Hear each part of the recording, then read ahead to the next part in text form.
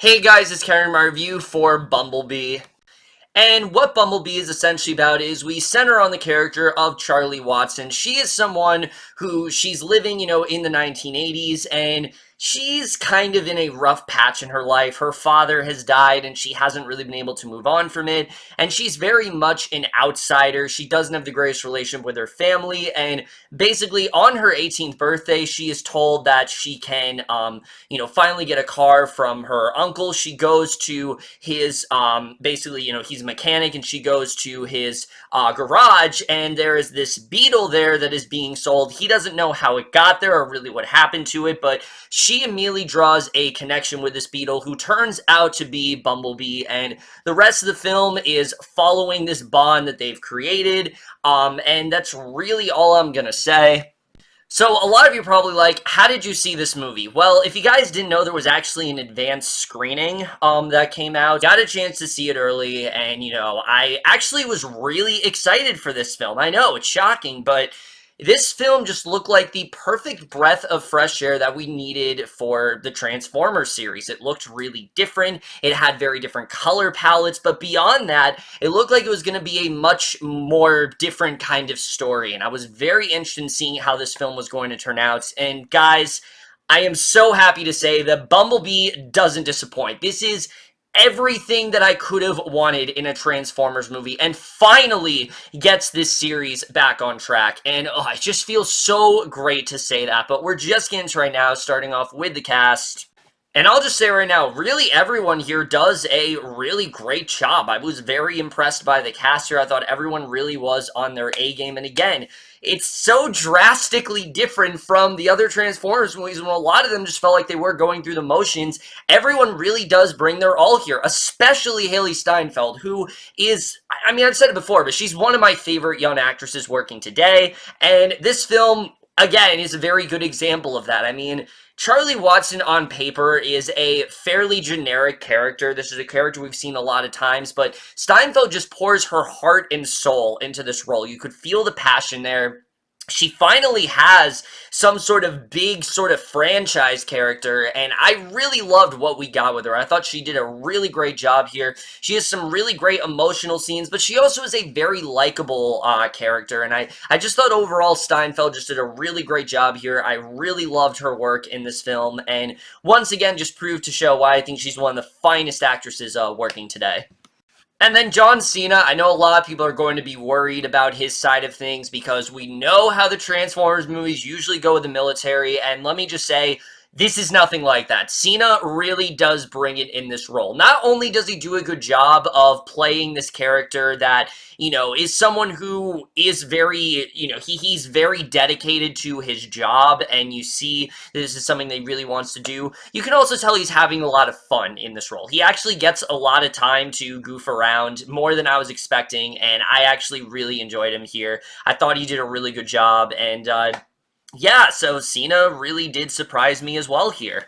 The rest of the cast also does a very good job. Jorge Lendeborg Jr., let me just say, I mean, between this, Love Simon, and brings you there, similar to Hailee Steinfeld, he's becoming one of my favorite young actors out there. Everything he does, he's just great. And what I love about him in this movie is that he's playing a completely different type of character than he's ever played before. He's much more nerdy in this movie. He's this guy that pretty much everyone makes fun of, but he really wants to ask Hailee Steinfeld. The bond that they form, I really enjoyed a lot. I thought he did a very good job. Pamela Adlon is really great here. Obviously, she's Pamela Adlon. She's really great here as well. John Ortiz, I really liked. Justin Theroux, let me tell you, I know, once again, Kevin, you love The Leftovers, so obviously you're going to say Justin Theroux's great. Theroux really does bring it here. I really loved the robot that he played. He has a lot of really great lines here. He's just a badass in this role, and I really love what he did. Angela Bassett's also very good here. I also really like Dylan O'Brien for what he had, not in the movie a lot voice-wise, but he does do a good job for what he has. Bumblebee. Peter Cullen, obviously as good as Optimus Prime. The one weak link of the cast is Jason Drucker, and I know I wasn't as harsh on him when it came to Die for Wimpy Kid the Long Haul, because I actually thought he was the least bad. But when you have a movie that has a lot of great talent, the weak definitely stands out a lot more. And Yeah, he's really not that great. He did get better as the film went on, but it took a while for him to really settle into that role, and he is one of the things that does bring the film back just a little bit for me. But for the most part, everyone really does do a very good job here. But what I really want to talk about this movie is the directing and the writing, because let me just say, thank God for Travis Knight, because if he had not been brought on to direct this film, I really don't think this would have turned out as good as it did, because what Travis Knight was able to do with this movie is he take the Transformers that we know and recontextualize it and structure into something completely different. One of my favorite things about this movie is that it's not really an action movie. There are action scenes, and they're well done, but it's not really an action movie. It's much more of a character film centered on the relationship between Charlie and Bumblebee, and he does a very good job with that. Right off the bat, this movie is way funnier than I was expecting. There's a lot of great humor in this film that I really enjoyed a lot, and he directs that very well. But also the dramatic elements. They don't feel forced in this movie. There's no really obvious moment where, like, you know, Mark Wahlberg is, like, looking at his phone of all these text messages that he hasn't gotten from his daughter. Like, there's nothing stupid like that. There's actually a very good emotional core to this film, and I thought Travis Knight overall, he just did a very good job directing it. I actually watched the behind-the-scenes thing after this movie, and he talked about how much he loves the Transformers films and how passionate he was to do this and how he really wanted to go back to the Gen 1 sort of style, and I thought it was a very good idea. I really love what he did here, and his directing was really great. The writing, however, is what really surprised me, because the writing in this film is actually not Travis Knight. It's Christina Hodson, who has made such classics as Shut In and Unforgettable. Yeah, the same writer. I shit you not. This is the same writer of those films. I don't know how it happened either. Joking aside, though, the writing in this film is really great. What I really loved about this movie is that they really do take their time in building this bond between Bumblebee and Charlie. It's not just like they immediately are connecting. It does take a while to really start to see these two bond. Like, the second they meet, obviously, like, Charlie, you know, knows that Bumblebee can tell that Charlie means no harm and things like that, but it takes a while for them to really form that bond, and once they do, there's something really sweet and profound about it, especially because Charlie gets to share a lot of her inner sort of turmoil and a lot of the things that are bothering her with Bumblebee, and she's not really able to communicate that to anyone else because, as I already stated, she really does not have a very good relationship with her family, and Bumblebee is really the person, or the you know, the figure that's there for emotional support, and I really enjoyed that a lot. Some of the best scenes in this movie are just these two interacting. There's a very good bond between them, and it never feels cheesy. It never feels like they're trying to, like, rip off E.T. or something like that, because the film does have very similar vibes to E.T. and the Iron Giant, but it never feels like it's ripping them off. It does feel very fresh and exciting, and that's one of the things that I just really loved about it. I liked that it focused a lot on their bonding, and then when we cut back to Bumblebee, we actually have a very good reason to care about him as well. It takes a while, actually, for Charlie to come into the story. We actually start off and we see Bumblebee, and he's, like, you know, talking and things like that, and he's full functioning, and it's really great to see. We've never seen a Bumblebee like that before. We've never got to see that in any Transformers movie before, at least of the live action ones. We've never gotten to see that before. So the fact that we got to see that here, again, it gives us a bigger reason to care for Bumblebee. We actually do get to see, like, how did he, you know, lose his voice and things like that. And it's really well done. I really love the way they did that, and again, I just love how much they really do take their time in terms of the screenplay here. Something else that really surprised me about this film is how much actually worked. For example, one of the biggest complaints of Bumblebee's character in the Michael Bay films was that really dumb radio, the fact that he would communicate through this radio. And I'm just going to say right now, he does the exact same thing here, yet somehow it actually works. Yet somehow they actually find a way to make it so it's not stupid. And again, I mean, I attribute that to the writing here, which is much better and far more concerned about the emotional stuff that both Bumblebee and Charlie are going through, and I think they did a very good job with that overall. But again, that's one of a few things that they factor in here from the other Transformers films that somehow actually do work, and I couldn't believe it. Like, it's one of those things that, like, before the movie started, I was joking around with my friend. I said, oh, they're not gonna do that. That's not gonna happen. Little did I know, they actually do that, and somehow it does work, and I still can't believe it worked as well as it did here. Also, like I said, this film is funny. Way funnier than I was expecting. There's a great recurring gag throughout this film where Charlie and Bumblebee are watching a bunch of videos that she has, and Bumblebee starts to imitate things that he'll see on those movies and try to use it in everyday conversation. And again, it's one of those things where if handled improperly, it could get really annoying, but thankfully, they know when to use it. They know when they actually should cut back to that, and it actually works way better than I was expecting. I thought it was actually really well done, and I was surprised by how well that actually did work here. Again, I still can't believe that a lot of this stuff worked as well, but there's a lot of really great funny scenes here. One scene involving toilet paper in this movie, oh my god, I can't remember laughing this hard at a Transformers movie ever. I really haven't, but there were so many hilarious scenes in this movie. There's also a great like car chase scene that I thought was really funny, and they just do a really great job with the humor here. Even the military side of things, that's not as deathly serious as you may think. There's a really great line in there where John Cena's like, oh, they literally call themselves Decepticons, and it's really funny. Stuff like that I enjoyed a lot, and again, one of the things that benefits this movie is that it doesn't take itself nearly as seriously as you expect to. There are moments that are very serious, but the film knows when to take itself seriously and when not to, and I think that was something that was handled very well. They know when to ride the line between funny and serious, and that was something that Bay never understood how to do, and I think they did that very well here.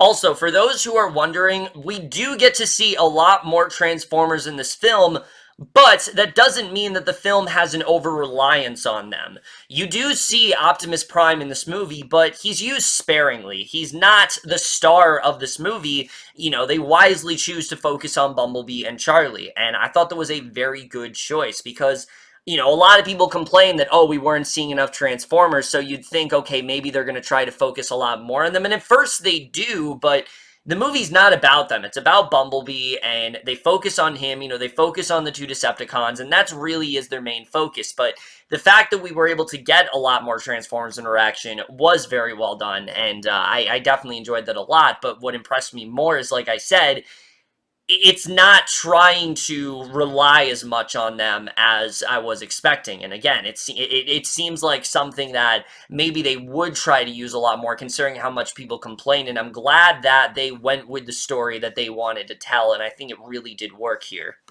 Let me just say this right now, though, the cinematography in this film is beautiful. I really loved it a lot. And again, just removing Bay just makes all the difference. This film actually has color. There's actually interesting things going on. There's not shaky cam. There's not all these weird close-ups of, like, women's asses. That's not what's going on in this movie. The opening scene especially, if that doesn't convince you that this is a completely different type of film, I really don't know what will. It's a completely different kind of action scene. It's actually very well filmed, and I really enjoyed it a lot. I thought the color palettes were very good here. It didn't feel there was not an overabundance of them, and I really enjoyed the cinematography a lot here. I thought it was really great. There's a lot of really entertaining actions, but like I said, it's not necessarily an action movie. It's very sporadic with them, but the ones that are there are really thrilling, especially the opening sequence is very well done, and I really love the way that was done as well. You really do feel that 80s aesthetic too. They do as much as they possibly can to try to make you feel like this is an 80s movie, and I thought that was really great. The design on the Transformers, they just look amazing. I loved the choice to go back to the Gen 1 form. I'm not someone who's seen the original cartoon, but I thought it was a really great choice. I really love what they did here, and I think it worked a lot.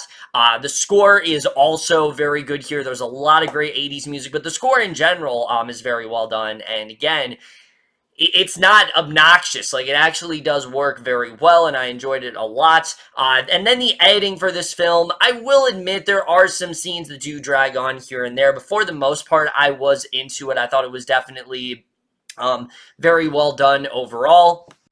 Like I said, for the most part, this movie is a lot of fun, and I was enjoying it a lot. There's a lot of great interplay between Hailee Steinfeld and Bumblebee, but there are just a couple things that do hold it back from being a truly amazing film. One being that as much as I did enjoy the John Cena stuff, which I enjoyed that far more than I was expecting, it is very predictable. The way the things do play out, you know what's going to happen. It's very generic, and there just isn't really a lot to John Cena as a character, as a character. There just isn't really a lot to him.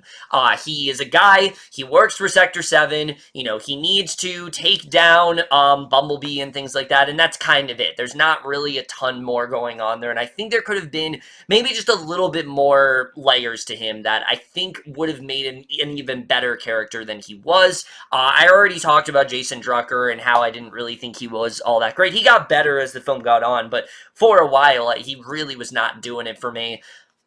I do think Pamela Adlon was a little bit underused at points. I think we maybe could have gotten a little bit more into that relationship. I understand that the family is kind of strained, so I get that, but I just think we could have gotten just a little bit more with her. And the only other real complaint that I have is there were just a couple moments in the film where I did think some of the emotion was just a little bit forced here and there, but really other than that, there really aren't too many flaws.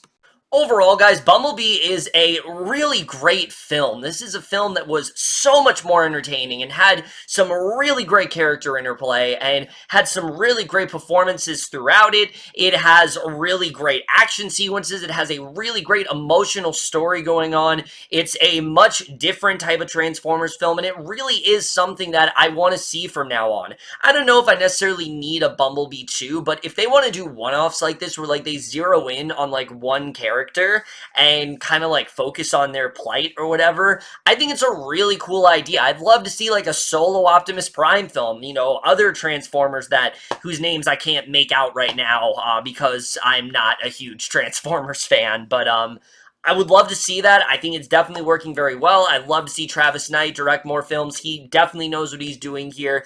This is basically everything that we've wanted in a Transformers movie. It does a good job of course correcting the franchise without trying to appeal to fan service. It very much is its own thing. It's not trying to be anything. It's trying to be something really different, and I think it really succeeds. It's funny. It's a really great film overall. It's much different than I was expecting it to be, but that's why I really did love Bumblebee as much as I did. And I am going to give Bumblebee overall an A-. Oh, it feels so good to finally love a Transformers film. But seriously, guys, when this comes out, see it as soon as possible. This is as good as I think it really could have been. It's really just those few flaws that do hold it back for me. Other than that, this is absolutely the highest of recommendations for sure. I really am praying that this doesn't bomb, because this is everything that I really could want in a Transformers film. I had a really packed crowd, and I'm hoping that the crowds are just as packed, because I think this is a really great film that is definitely worth seeing. But that's it for my review. Hope you guys enjoy it. When you see Bumblebee, let me know what you thought of it. If you have seen it already, let me know what you thought of it. Love to hear your thoughts on it. We'll see you guys in my next video, and I will see you guys for that. Okay, bye.